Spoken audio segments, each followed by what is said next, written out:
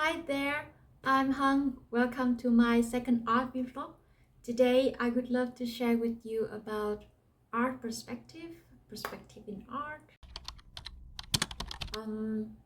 Imagine that you look at a painting or a piece of art and you have a feeling like you can walk right into it. How that is possible? What makes it possible? The answer is the magic of perspective. It is a hidden language in art that artists use to shape how we perceive the world around us. Today, we're going to explore different types of perspective in art, why it's important, how it works to making our painting from a flat paper into life. So let's dive into it and hope you will like this video. If you like this video, please give it a thumb up, subscribe to my channel so you will not miss my future content. Now let's dive into our perspective. Perspective in art refers to the technique used to represent 3D dimensional objects and scenes on a flat surface like paper or canvas, and it creates the illusion of deep space and allow artists to portray objects in a way that appears realistic, even though the surface is flat. There are different types of perspective in art, and the most common ones is linear perspective. There are three types of linear perspective. The first one is called one-point perspective, which means that all light converge into one single point on the horizon. It's often used when looked directly at scenes like a road or railway. This creates the depth in a painting. Second one is two-point perspective. It means that we have two vanishing points as used in a painting. This technique is very often used in seeing the scenes or the object from an angle. It's very commonly used in architect when people, for instance, look at a building from an angle. This picture is a very good example of two points perspective. It is like you imagine that there's one point in this side and one point in this side.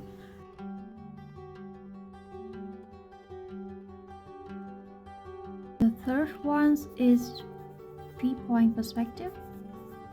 It involves three vanishing points, two on the horizon lines and one either above or below the horizon line, and it's used for dramatic view, such as looking up at a skyscraper or looking down on a large building. For instance, here is what we looking up a skyscraper. This picture is a good example for a three-point perspective. This includes three vanishing points, one from above and two vanishing points from the other directions of the streets.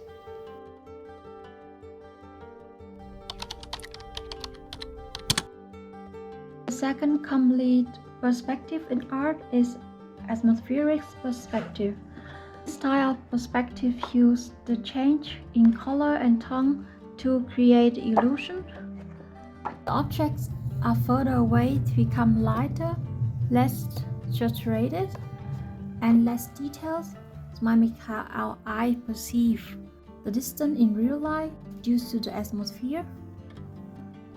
For the object that's closer to our eyes, that will have clearer colors and more details. It's particularly used for landscape painting.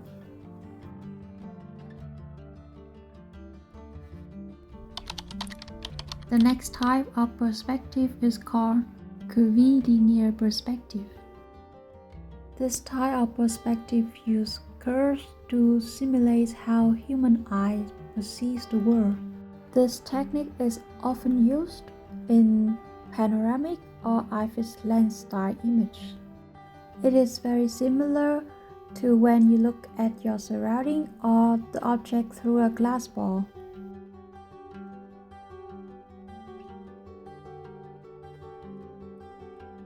The next type of perspective is called foreshortening. This is a technique used to represent an object or figure in a picture in such a way that it appears to protrude from the viewer. For example, when an artist paints a human arm in a position that makes it look like it's coming through out of the canvas. This technique is commonly used in comics and mangas.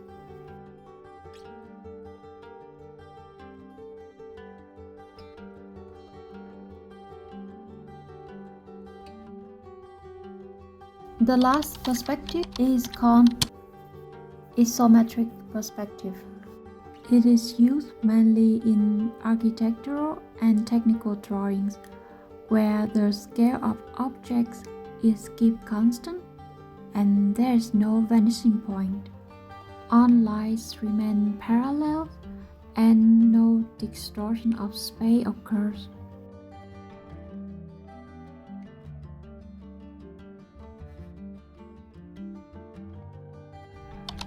Perspective in art is incredibly important for several reasons. Perspective makes a painting or a sketch appear three-dimensional.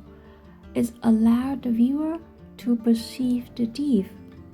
And without perspective, everything would look flat. It could give a difficult time for the viewer to understand the spatial relationships between objects in the artwork. For example, objects farther away look always smaller than those are closer to the viewers. Perspective can also be used to guide the viewer eyes through the composition. Artists can let the viewer gaze toward a specific focus point by using vanishing points or lines that draw the eyes toward the horizon or the main subjects. Perspective is a very powerful compositional tool. By choosing the right angle or viewpoint, such as a high angle of viewpoint or low angle of viewpoint, the artist can evoke different emotional responses from the viewer. For example, a low-angle perspective can make a subject appear grand or imposing, while a high-angle perspective can make the subject seem smaller and insignificant. And perspective helps artists capture these differences accurately. Since we are living now in a modern world and we have seen so many great art in the past, the concept of perspective come kind of naturally to us. But before the Renaissance, art of the painting did not present or give any feeling of the deep or realism. The development of perspective was a turning point in the history of art. During the Renaissance, artists like Leonardo da Vinci or Raphael perfected the use of linear perspective, which allowed them to create more realistic paintings, and it changed the way artists approach composition. While perspective is often associated with realism, it can also be used in many creative ways, also applied into abstract painting. For instance, exaggerate the skylines and the details of the landscape, create a very different textures, bring abstract feeling to the painting. That explains a lot why some other painting is look more attractive than some other that applies the rules of perspective. you can really say that which one is look more realistic and which one look more abstract. While researching about perspective in art, I realized that I didn't know there are so many types of perspective. Linear perspective and atmospheric perspective are the only types that I practiced with so far. It's totally fine. However, knowing the other type of perspective can open other doors for your creativity.